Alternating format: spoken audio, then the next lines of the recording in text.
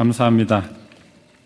세례 요한처럼 살아라. 새해에 우리가 어떻게 살아야 되는지 어떤 모델을 하나 제시하려고 이렇게 설교를 하고 있습니다. 송구 영신 예배 때 세례 요한처럼 살아라 일을 했는데 아마 주무시느라고 예배 못 드린 분들이 계실 수 있으니까 간단히 요약하고 세례 요한처럼 살아라 2로 가도록 하겠습니다. 이스라엘 역사를 보면은 위대한 선지자들이 참 많이 있습니다. 대단한 일을 많이 했죠. 우리가 잘 알듯이 모세 같은 경우 어떻습니까? 전 민족을 다 이끌고 해방시켰죠. 엄청난 일입니다. 세계 역사에 그런 일은 없습니다. 또 엘리야 선지자하면 어떻습니까? 그가 기도하면 비가 내리고 그가 기도하면 비가 안 오고 정말 이 자연계 현상을 다 기도로서 다 좌지우지했던 선지자고, 엘리사는 어떻습니까? 엘리야의 그 능력에 갑절이 된다 했어요. 영감이 갑절. 죽은 자도 살리고 대단한 능력을 했습니다. 이사야 선지자 어떻습니까? 만방을 향해서 다 예언하고 그가 쓴 성경이 엄청나죠. 이렇게 엄청난 선지자들이 있었습니다. 또 왕이나 족장하면 어떻습니까? 우리가 잘 알듯이 아브라함 하면은 세계 3대 종교의 시조 아닙니까? 유대인들의 시조고, 그 다음에 다윗 오면 그 유명한 이스라엘을 가장 부강하게 했던 왕. 그리고 전 세계 사람들이 뭐 광개토 대왕, 광개토 대왕이나 뭐 세종대왕은 몰라도 솔로몬 하면 다 알죠. 그렇게 유명한 사람들이 있는데 예수님이 오늘 그 본문 말씀을 보면 참 이상한 말씀 하셔요. 세례 요한에 대해서 평가를 하는데 어떻게 평가하냐면 선지자 중에 선지자, 이게 선지자들보다 더 낫다. 앞에서 말했던 그 모세가 됐던 엘리야가 됐던 엘리사가 됐던 이사야보다도 더 높게 평가를 한 거예요. 우리가 볼 때는 그럴 것 같지 않은데 예수님의 평가는 다르다는 거죠. 그리고 다윗이나 솔로몬 왕, 뭐 아브라함이 더 대단할 것 같은데 여자로서 난 이 가운데 이보다 큰 자가 없었다. 그러면은 도대체 대단한 거잖아요. 왜 이렇게 평가를 했을까? 여기에 대해서 단서를 찾다 보니까 세례 요한은 어떤 특징이 있구나 한 걸 발견했습니다. 몇 가지 특징에 대해서 말씀드리면서 가는 거예요. 첫 번째는 송구 영신 예배 때 뭘 말씀드렸냐면 주어진 길을 가지 않고 새로운 길을 정말 충성을 다해서 했다. 그에게 첫 번째 주어진 길은 뭡니까? 제사장의 길이었어요. 그는 그냥 가만히 있으면 제사장이에요. 아버지 사가랴가 제사장이잖아요. 그리고 성전에 가서 일하던 제사장이에요. 보통 제사장도 아니고 성전에 가서 뽑혀서 가서 일하는 제사장이니까 그 그룹 가운데서도 꽤 그래도 중심에 있는 제사장입니다. 그러니까 가만히 있으면 30살이 돼서 공생이 되었을 때 제사장 복장을 입고 그가 길거리를 가면 사람들이 많이 존경의 표시를 할 것이고, 제사장에게 주어졌던 식량들은 되게 좋은 고기를 줘요. 제사 다 하고 난 다음에 좋은 부위를 제사장들이 나눠서 그걸 급료로 먹었잖아요. 거기 있는 진설병을 먹고 최고의 빵을 먹고 이렇게 생활이 안정된 거예요. 성전에서 조언은 있고 존경받고 평생 보장받는 직장. 근데 이 세례 요한은 어디로 가냐면 이 성전을 떠나서 좋은 옷을 입지 않고 낙타토를 입고 광야로 간 거예요. 가서 무엇을 했냐? 하나님이 하라는 그 일을 한 거예요. 너에게 주어진 그 일이 아니고 내가 새로 시키는 그 일을 해라. 그 일이 바로 선지자라는 일이에요. 그러면 선지자면 시중에 가서 그 길거리 가서 사람 많은 곳에서 유치하지 또 선지자의 또 어떤 폼나는 게 있잖아요. 근데 광야 가서 뭐 하늘 보고 들판 보고 뭐 유치라니 이 답답한 노릇이죠. 물론 좀 지난 다음에 사람들이 야, 이상한 사람이 하나 있어 들판에 하고 사람들이 오긴 했지만 처음에는 얼마나 깝깝했겠어요? 빈 허공에 두고 하나님 말씀을 외쳤는데,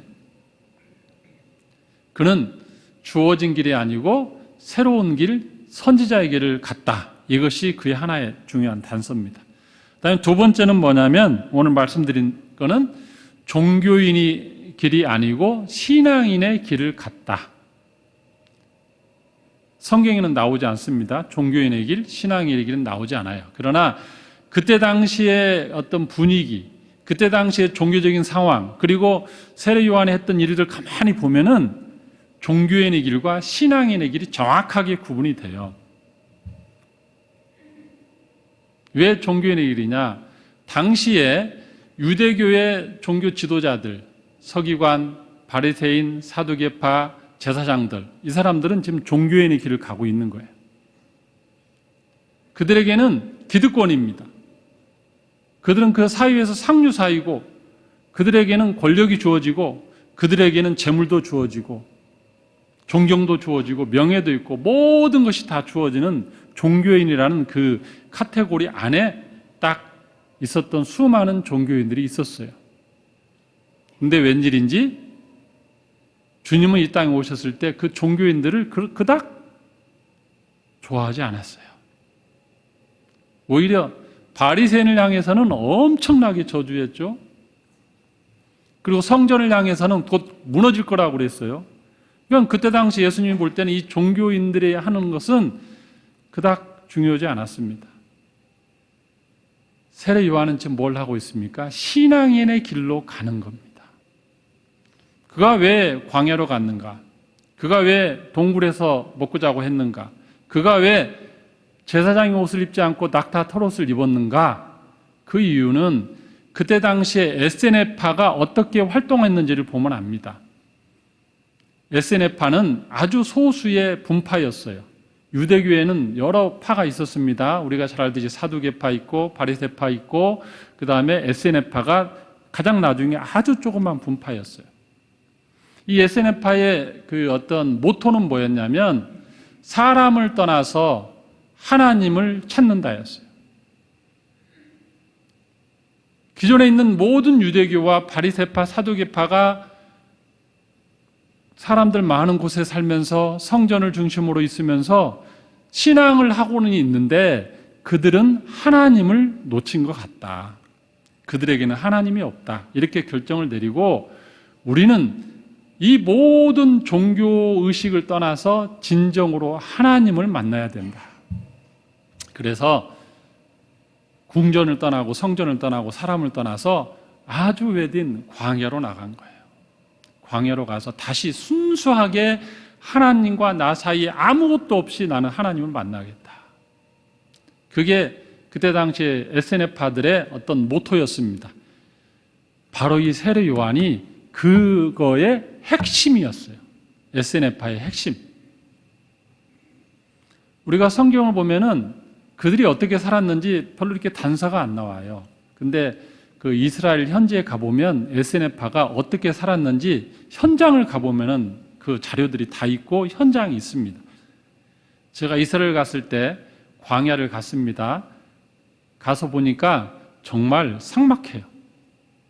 특히 낮하고 밤하고 이 온도차가 얼마나 큰지 여기서 밤에 어떻게 사람이 살았지 할 정도로 굉장히 삭막합니다. 근데 이 에세네파의 이 세례 요한은 거기에서 살았어요. 뭐 따뜻한 옷도 아닙니다. 낙타 털옷 입고 가죽으로 이렇게 벨트를 메고. 근데 특이한 건요, 굉장히 열악한데 거기에 목욕탕이 있어요. 목욕탕이. 아니 뭐 사막 한가운데 동굴 거기 어떻게 목욕탕이 있다는 이해가 안 되죠. 근데 목욕탕이 있어요. 그 목욕탕 뭐냐면 저희처럼 이렇게 그 동굴에서 내려가는 계단 타고 내려가면 여기 가운데 조그마한 이렇게 목욕할 수 있는 시설이 있어요. 그거는 오로지 내가 하나님을 만나기 위해서 정결하게 하겠다.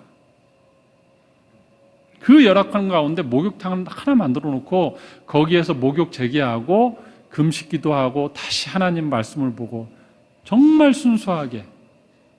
근데 또 내려가는 계단이요. 저희 계단이 이렇게 다 이렇게 규칙적이잖아요. 폭도 규칙, 높이도 규칙이잖아요.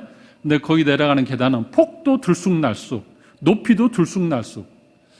그거 보고 도대체 왜 계단을 이렇게 만들었지? 근데 거기 안내하는 분이 놀라운 말을 합니다. 이렇게 한 이유는 건성으로 내려가지 말라고. 습관적으로 내려가지 말라고. 내려갈 때 폭과 높이가 다르기 때문에 아주 한 계단 한 계단 갈 때마다 신경을 써야 돼요. 그만큼 신앙생활하고 한 것을 종교인처럼 습관적으로 건성으로 하지 말고 하나님 만나러 가는 그 길이 신중하게 한 발 한 발을 떼고 걸어가라, 그런 뜻이라는 거예요. 분위기가 이해되죠? 세례 요한은 종교인의 어떤 삶을 거부했습니다. 기득권층처럼 편하게 신앙생활했던 걸 거부하고 정말로 오직 하나님을 찾고자 하는 몸부림이 그 가운데 있었어요. 그게 SNF파의 특징입니다. 저는 이걸 보면서 하나님이 그렇겠다. 큰 종교 집단에서 종교 활동한 사람을 하나님이 높이 평가한 게 아니고 오직 하나님만을 찾고자 하는 그 순수한 그 열정, 그 신앙의 태도, 그거를 하나님이 높이 평가했구나. 여러분, 이거는 교회 사회도 나옵니다. 우리가 잘 알듯이 루터가 그 일을 했어요. 루터가 신부로 있으면서 가만히 보니까 자기 안에 신앙이 없는 거예요. 신부의 어떤 신분도 있고 성경도 배우고 기도도 하고 카톨릭이라는 거대 단체 안에서 자기가 그 기득권, 중세시대 카톨릭은 정말 바람 많이 부네. 설교하는데 지장이 좀 있네. 중세시대 카톨릭은 정말 기득권이었어요. 종교인이고 거대한 이익 집단이었죠. 근데 늘 루터는 마음속에 하나님이 목마른 거예요. 하나님이 내 안에 신앙이 없는 거야. 갈등이 있는 거예요. 내가 정말로 하나님의 사람이고 내가 죽으면 천국 갈 수 있는가? 이게 없으니까 늘 고통스러운 거예요. 그래서 결국엔 어떻게 합니까? 결국에 그가 은혜로 오직 믿음, 오직 은혜, 오직 말씀 그렇게 외치면서 그 거대한 종교 집단에서 뛰쳐나오죠. 그랬을 때 그에게 주어진 건 뭡니까? 너 죽을래였어. 너 죽을래? 감히 어디다 대고 종교 재판을 통해서 이미 사형하고 그럼에도 불구하고 루터가 죽어도 좋다. 나는 이 신앙을 지킬 거다. 나는 종교인 집단에 있지 않겠다. 신앙으로 나는 서겠다. 이게 개신교의 출발입니다. 그러면 제가 여러분들에게 질문하겠습니다. 루터가 큰 교회를 담임했습니까? 물론 아주 작지는 않았어요. 루터가 여의도 순복음교회 조영규 목사님하고 비교할 때 이 외형적으로나 성도 숫자 볼 때 조영규 목사님이 훨씬 더 큰 교회를 운영하셨잖아요. 그럼 하나님의 평가할 때 이 양으로 평가할까? 질로 평가할까? 저 천국 가면 조영규 목사님이 좀 서운해할 수 있는데 어쨌든 하나님은 양이 아니라는 거예요. 양쪽으로 어떻게 크게 사야겠냐, 봉사했냐, 헌신했냐가 중요한 게 아니고 질적으로 그 상황에서 그가 어떤 결단을 하고 새로운 길을 택했는가. 그래서 예수님이 엘리야도 있고 엘리사도 있고 이사야도 있는데 그래서 선지자 중에 선지자라는 게 그렇구나. 어째 공감이 좀 가십니까? 저는 그렇게 공감이 가더라고요. 종교인이 아니고 신앙의 길을 선택했다. 사랑하는 성도 여러분, 올 한 해 살아갈 때 습관적으로 신앙생활 안 했으면 좋겠어요. 종교인의 길을 가지 않았으면 좋겠습니다. 교회라는 단체 안에 있으니까 내가 편안하게 그래 나 신앙하고 있어, 신앙생활하고 있어, 나는 신앙인이야. 그거 착각일 수 있습니다. 어떤 소속감으로 신앙을 안주하지 마시고 나 혼자 맨투맨으로 하나님과 내가 혼자 홀로 나는 신앙인인가를 고민해야 된다. 24년은 그런 한 해가 되었으면 좋겠습니다. 세 번째, 세례 요한은 도대체 어떤 사람이었길래 그렇게 우리 주님의 높은 평가를 받았는가 보니까는 넓은 길이 아니라 좁은 길을 택했고 그것을 몸소 실천했던 사람이에요. 말로만 외친 게 아니고 자기가 그렇게 삶으로 그걸 살아갔습니다. 그가 한 일 가운데 왜 그가 죽었습니까? 말 한마디 잘못해서 죽은 거예요. 사실은 목이 잘려 죽은 이유가 당시에 최고의 권력을 가진 헤롯 왕에게 쓴소리, 요즘 말로 하면 입 바른 소리 해갖고 죽은 거잖아요. 아시죠, 다? 설명을 해야 될 것 같아요. 다들 가만히 계시죠. 어떤 내용이냐면 헤롯이 자기 동생의 아내하고 결혼했잖아요. 세상에 있을 수 없는 일이죠. 그러니까 그것을 보고 세례 요한이 그건 아니다. 헤로디아하고 헤롯하고 결혼한 건 그건 말이 안 된다. 도덕적으로 말이 안 된다. 이 쓴소리를 하니까 헤롯이 가만히 보니까 이것 봐라. 네가 선지자면 선지자지 하고 딱 잡아들여 하고 감옥에 갖다 넣었어요. 너 있을 때 그도 흔들린 거야 지금. 왜냐하면 지금 메시아가 왔거든요. 주님에게 세례를 줬어. 저분이 드디어 이 땅을 해방시키고 모세와 같은 일을 할 것이고 구세주고 하나님의 아들이 왔으니 자기가 지금 감옥에 가면 돼요, 안 돼요? 안 되잖아요. 자기는 그 앞에 길을 닦는 자인데, 그리고 사촌이고 또 자기가 예수님에 대해서 소개한 자고, 이 중요한 일을 하는 사람들 자기가 감옥에 간 거예요. 입 바른 소리 해가지고. 근데 그때 무슨 일이 있습니까? 그 헤로디아의 딸 살로메가 춤을 엄청 잘 췄나 봐. 요즘 그 케이팝 애들처럼 춤을 잘 췄나 봐. 또 막 춤을 추니까 그 있던 헤롯이 너무 기뻐가지고, 너 춤 잘 춘다. 너 BTS한테 배웠냐? 블랙핑크한테 배웠냐? 하다가 하나도 모르시는군요. 어쨌든 하다가 기뻐가지고, 야, 너가 원하면 나라의 절반이라도 주고 뭐든지 줄 테니까 소원을 말해봐.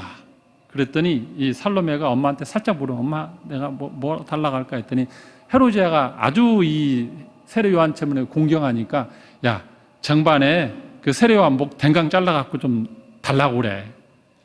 살로메가 그 말 했어요. 그러니 헤로드 왕이 왕으로 약속을 했는데 안 줄 수 없잖아요. 찜찜하지만 그냥 목 잘라서 준 거예요. 이게 진짜 허무하게 죽은 거예요. 정치 권력에 아부하지 않았어요. 그리고 하나님의 말씀대로 정확하게 살았어요. 그가 한 일은 정말로 남들 보기에는 실패자죠. 남들 보기에는 실패한 선지자입니다. 근데 주님이 보기에는 선지자 중에 선지자고 사람 중에 가장 큰 자다. 이게 우리가 이 땅을 살아가면서 우리는 세상의 평가를 의식하고 살아갈 수 있어요. 세상이 나를 어떻게 보는가. 근데 우리가 더 중요한 것은 뭐냐면 주님은 나를 어떻게 평가하는가. 그게 사실 더 중요해요. 왜냐하면 천국 가면은 우리의 삶을 평가할 때 세상 사람들 평가한 거 다 모아가지고 평가 안 내려요. 주님이 평가 항목이 따로 있어요. 주님이 내리는 평가 항목이. 거기에 맞춰서 인생을 살아야 된다. 근데 세상은 다 이 땅의 평가 기준으로 살아가요. 이 땅의 시선을 의식하고 이 땅의 사람들의 원리를 따라서 살고자, 그래야 내가 행복하고 성공하고 인정받고 그렇게 살아요. 요즘 유튜브 보면은 유명한 사람들이 몇 분 있어요. 기독교에서는 장경동 목사님이 그래도 이렇게 어떤 사회적으로나 이렇게 유튜브 보면 많이 뜨잖아요. 근데 요즘 뜨는 분이 이름 말하면 안 됐다. 황땡땡 신부님이 아주 떠요. 제가 하나 봤더니 계속 떠. 일주일에 하나씩. 그래서 한번 봤어. 야, 요즘 코미디언들 굶어 죽겠어요. 엄청 말 잘 재밌게 하고 표정도 좋고 아주 정말로 유익한 내용도 있어요. 들어보면 그렇구나. 참. 또 좀 있으면 제가 요즘 안 보니까 이제 안 뜨는데 땡 스님의 또 유튜브도 있어요. 이분은 이거 있잖아요. 중문 해가지고 기독교인도 그렇게 많이 본다네. 스님의 이 설법을 이렇게 즉문 뭐뭐를. 그래서 저도 봤죠. 도대체 기독교인들까지 이렇게 보는 이유가 뭐냐 봤더니 들어보니까 쏙 빨려 들어가요. 아주 이치에 맞는 말, 아주 그냥 질문하면 그 자리에서 바로 답변하는데 아주 잘해요. 제가 또 누굽니까? 분석을 했죠. 저는 목사잖아요. 목사의 시각에서 요 두 분의 이 언어와 내용과 이걸 다 분석을 했는데 결론은 뭐냐? 이 땅에서 행복하게 살자야. 이 땅에서 사람들 속에서 행복하게 살자. 더불어 살자. 그렇지 않으면 나만 손해자. 맞춰 살자. 이거예요, 다. 아마 들어보신 분들은 제가 무슨 뜻인지 알 거예요. 마음에 평안을 줘요. 근데 제가 질문을 했습니다. 그 많은 것을 일부러 보고 질문을 하나 했어요. 하나님의 뜻이 그들의 입술 가운데 들어있는가? 하나님이 원하는, 하나님이 지시한 그 삶에 대해서 그들은 언급하는가? 그들은 사람들 속에서의 삶을 말하지 하늘과 땅이 연결된 우리 크리스찬들이 생각하는 이 땅의 그 개념의 내용이 아니에요. 그리고 그분들은 살아있을 때 육체의 삶에 대해서는 말하는데 죽음 이후에 대해서는 전혀 언급이 없어요. 그냥 지금을 충실하게 살아라예요.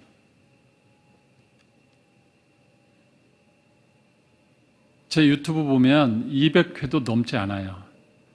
설교하고 우리 예배하고 다 보면 200회가 채 안 넘어요. 그분들은 수십만 회, 어떤 건 수백만 회가 돼요. 제가 비참하겠습니까? 안 그래요. 저는 이 땅의 행복한, 이 땅의 사람이 살아가는 그렇게 더불어 보는 그 삶을 말하는 게 제 목표가 아니거든요. 저는 하나님의 말씀을 전하는 선지자적인 그 메시지를 가지고 전하기 때문에 저는 200명이 들어도 저는 만족해요. 이 땅의 삶의 행복론을 말하는 게 아니고 오히려 가시도 치고 부담스러운 말을 주지만 우리를 평가하는 예수 그리스도의 그 평가 가치 기준을 말할 수 있는 게 제 복이에요. 우리가 이 땅을 살아가는데 새해 24년 어떻게 살아갈 것인가? 세상에 수많은 다수가 살아가는 가치관으로 살아갈 것인가? 양과 어떤 사람들이 인정받는 것, 크기, 아니면 질적으로 하나를 하더라도 질적으로 하나님이 그래 너 잘했어 요거 내가 평가한다 딱 할 거를 할 것인가? 여러분 운동장에서 공 차는데 죽으라 하고 열심히 차는데 골 못 넣으면 그게 선수예요? 공 별로 못 차. 근데 문 앞에서 대충 있다 하나 골 팍 넣어갖고 골 넣으면 그 사람이 선수예요. 축구장에서는 골 넣는 사람이 선수예요. 열심히 뛰는 사람이 선수가 아니고. 우리 인생에 있어서도 세상 사람들처럼 열심히 뛰는 사람이 선수가 아니에요. 주님이 원하는 그 골대에 골 하나를 넣더라도 정확히 넣는 사람이 진짜 선수예요. 제가 송구영신 예배 때 우리 유일한 박사님에 대해서 그 설교를 좀 언급을 했죠. 유일한 박사님하고 이 세례 요한하고 겹치는 부분이 있다고 그랬습니다. 두 분을 내가 동시에 요즘 이렇게 좀 책도 보고 유튜브도 보고 이분도 연구했는데 겹치는 부분이 상당히 많아요. 제가 지난 시간 말씀드렸듯이 이 유일한 박사님도 편하고 안주하고 자기 이익을 위한 것을 주어진 길을 포기하고 새로운 길, 백성을 위한 길을 선택했어요. 미국에서 숙주나물 캔 통주를 만들어갖고 돈을 굉장히 그때 당시에 260만 불을 벌었으니까 지금으로 보면 26억 원. 그때 당시에 1920년대는 엄청난 돈이죠. 그거를 사업이 잘 됐음에도 불구하고 한국에 왔을 때 한국 사람들이 너무 질병에 고통받고 힘들어하는 걸 보고 아 미국에 좋은 약만 있으면 살 수 있는데 왜 이렇게 그러면서 그가 뭐라 하겠습니까? 국민이 건강해야 나라를 독립시킬 수 있다 하고 그는 그 이익을 버리고 새로운 길을 선택했다 했잖아요. 또 두 번째는 뭡니까? 그때 당시에 모든 회사 오너들이나 지주들은 나머지는 다 노예였어요. 직원들은 노예처럼 그냥 밥만 먹여주면 되고 내가 이 모든 이익을 독식해서 대지주가 되던 회장이 되는 거였잖아요. 근데 유한양행을 세운 뒤 10년 만에 그는 주식회사로 바꿔버립니다. 내가 주인 아니다. 회사는 개인과 가정의 그 재산이 아니고 국가와 회사의 재산이다. 그러면서 직원들에게 주식을 나눠줬어요. 직원들과 사회에. 지금도 살아계신 분이 인터뷰한 걸 보니까 그때 당시에 본인은 26주를 받았다고 그렇게 하더라고요. 새로운 길이죠. 그러니까 이분을 향해서 뭐라고 하는지 아세요? 제가 보면은 언급이 이렇습니다. 유튜브 보면 나와요. 유일한 박사하고 치면 나오는 글귀 중에 하나가 이런 글이 있습니다. 제목에 기독교 기업인의 표상 유일한 박사. 기독교 기업인의 표상 유일한 박사. 내용은 두 줄만 제가 언급할게요. 일제강점기와 대한민국의 기업인이자 독립운동가로 가장 모범적인 기업인상을 제시한 기독교인이었다. 그는 기업인으로서 예수 그리스도의 치유와 요한장을 세운 것이 치유와 그 다음에 가르침을 따르는 삶을 살았다. 그는 철저하게 세상의 가치를 쫓아가지 않았어요. 회사를 키우는 일에 하지 않았어요. 자기 재산을 자기 가족들을 이게 부를 축적하는 데 쓰지 않았습니다. 그는 은퇴할 때 회장을 그만두고 나올 때에도 어떻게 했냐면 자식들에게 기업을 물려주지 않았어요. 사원들 가운데 제일 일하는 사람 전문 경영인을 뽑아가지고 그에게 회장 자리를 주고 본인은 깨끗이 물러났습니다. 그리고 그는 또 자기가 갖고 있던 개인 주식 이거를 어디에 환원하냐면 그때 당시에 유한기계공업고등학교, 지금은 유한공업전문대에서 유한대학으로 됐지만 거기에 또 재산을 다 환원합니다. 후학을 양성하는데. 그리고 아들이 그쯤에 이제 대학을 졸업할 때인데 아들을 부르더니 너는 이제 대학을 졸업했고 이 정도 됐으면 내가 더 이상 너에게 해줄 건 없다. 너에게 재산을 하나도 물려줄 마음이 없다. 나는 다 사회에 환원하겠다. 그렇게 합니다. 정말로 철저하게 기독교 정신에 입각한 기업인이죠. 며칠 전에도 뉴스 나온 게 뭡니까?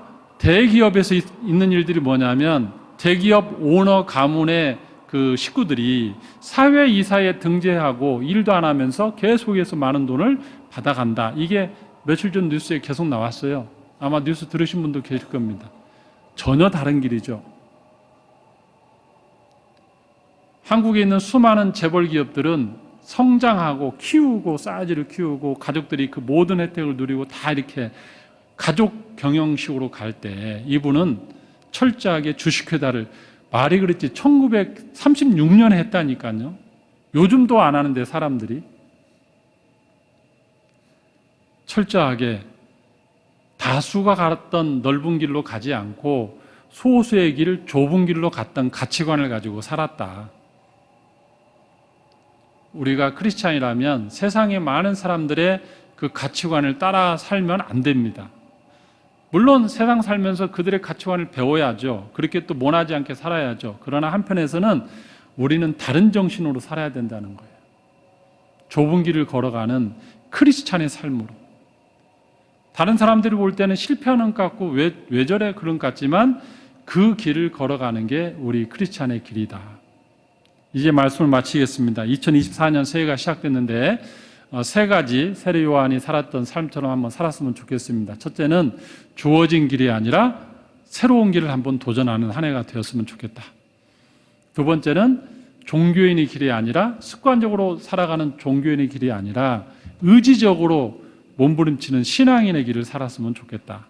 세 번째는 세상 사람들이 다 가는 그런 가치관을 따라 살지 말고 넓은 길이 아니라 크리스찬의 좁은 가치관을 따라가는 삶을 살았으면 좋겠다.